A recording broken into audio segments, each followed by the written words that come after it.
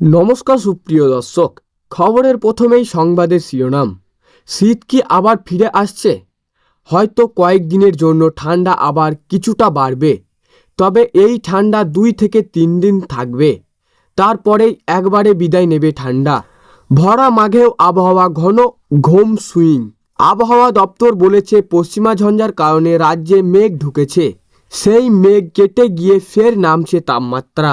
মঙ্গলবারের মধ্যে দক্ষিণবঙ্গের জেলাগুলিতে সর্বনিম্ন তাপমাত্রা 2 থেকে 3 ডিগ্রি সেলসিয়াস পর্যন্ত নেমে যেতে পারে, অর্থাৎ ভালোই ফিরবে শীতের আমেজ। ইতিমধ্যেই 15 ডিগ্রির কাছাকাছি কলকাতার তাপমাত্রা। আবহাওয়া দপ্তরের পূর্বাভাস বলছে ফের 13 ডিগ্রি নামতে পারে কলকাতার পারদ।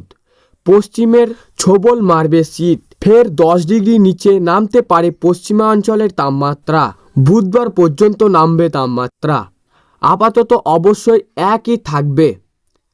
তারপরের কয়েকদিন খুব বেশি হেরফের হবে না।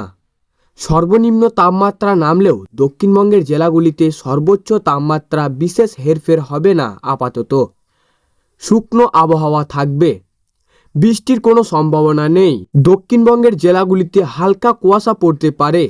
সকালের দিকে পশ্চিম বর্ধমান, বীরভূম, দক্ষিণ 24 পরগনা, ঝাড়গ্রাম, পুরুলিয়ার কিছু কিছু অংশে কুয়াশার প্রভাব লক্ষ্য করা যাবে।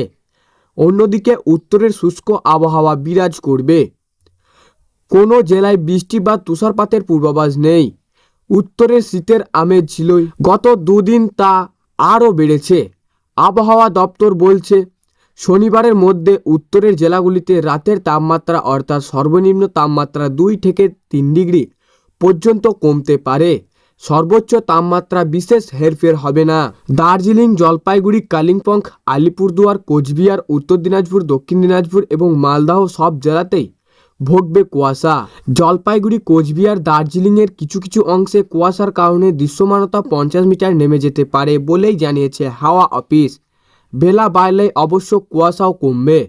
তো সুপ্রিয় দর্শক, এই ছিল আজকের আবহাওয়া খবর। ভালো লাগলে লাইক করবেন এবং চ্যানেলটিকে সাবস্ক্রাইব করে পাশের বেল আইকনটি টিপে প্রেস করে আমাদের সঙ্গে থাকবেন।